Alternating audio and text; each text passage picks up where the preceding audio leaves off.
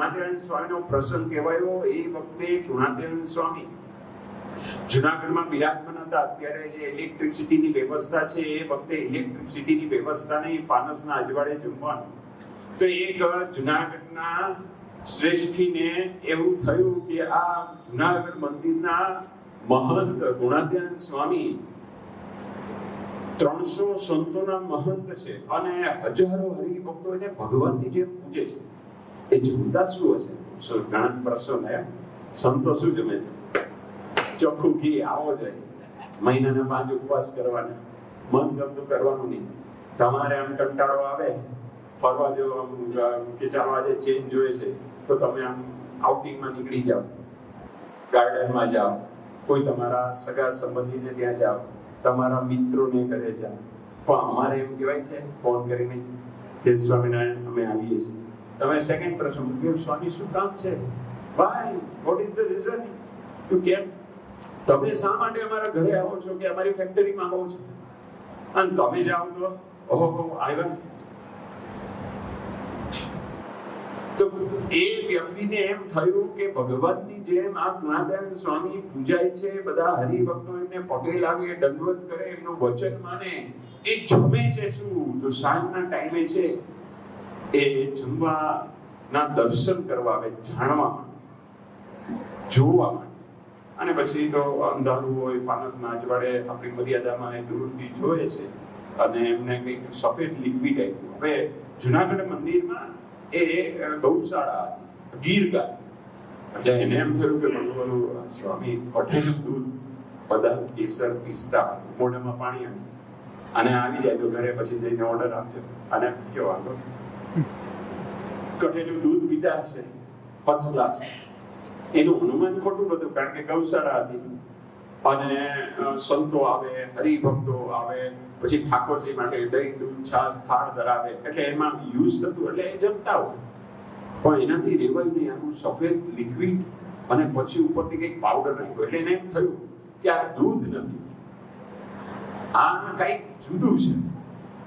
એટલે ભોજન પૂરું થયું પછી જે સેવક સંતને પૂછે છે કે સ્વામી જમે છે શું?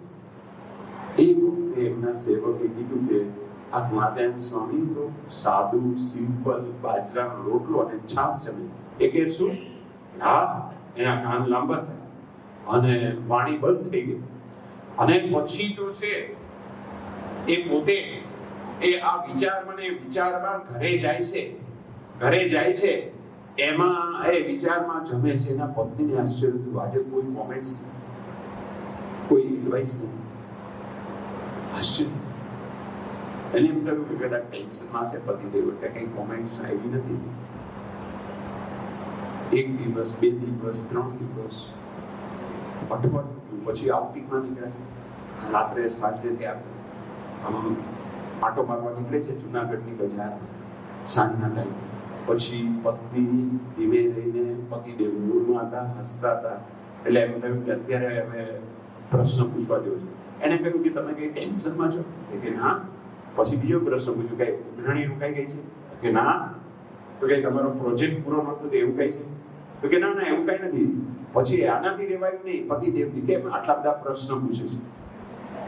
એ વખતે એમના પત્ની કહે છે કે હમણાં છેલ્લા 7 દિવસથી તમે જમવામાં કંઈ બોલતા નથી અને શાંતિથી જમો છો, એનું રહસ્ય શું છે? એ વખતે એના પત્નીને આ પતિદેવ જવાબ આપે છે કે હું એક આ BAPS સંસ્થાના સંતોની સભામાં ગયો હતો ને આ પ્રસંગ આપણે કહ્યો એ સાંભળ્યો અને ત્યારથી મેં નક્કી કર્યું કે જમતી વખતે બોલું નહીં. કે એડ્રેસ આપો મંદિર, મારે જઈને કંઠી પહેરવી છે. કે મારા રોજની પ્રશ્નો, દિવસમાં 3 ટાઈમ પ્રશ્નો થતો હતો. ઘરે ફાગણ સુદ પૂનમ થતી હતી, 3 ટાઈમ. અને શાંતિ થઈ ગઈ કે મંદિરનો એડ્રેસ આપ્યું, કંઠી પહેરી, મર્યાદામાં સંતો પાસે તમારી જેવા હરિભક્તો દ્વારા પ્રસાદી કરીને રોજ સભામાં આવતા થઈ ગયા. પરિવારમાં શાંતિ થઈ. આ પ્રસંગ મોડાસામાં ઓલા ડોક્ટરે સાંભળ્યો. તે એના જીવનમાં આ પ્રસંગ બન્યો હોય. એને પત્ની એવો જ પ્રસંગ પૂછે કે હમણાં કઈ તમે બોલતા નથી? એટલે એ વખતે એક ડોક્ટરે એવો જવાબ આપ્યો કે ભાઈ હું આ સભામાં ગયો હતો અને મને આ પ્રસંગ સાંભળવા મળ્યો કે આટલા મોટા ગુરુ પ્રમુખ સ્વામી મહારાજ એ જમતી વખતે ભગવાનના થાળમાં જે આવ્યું એ જમે છે.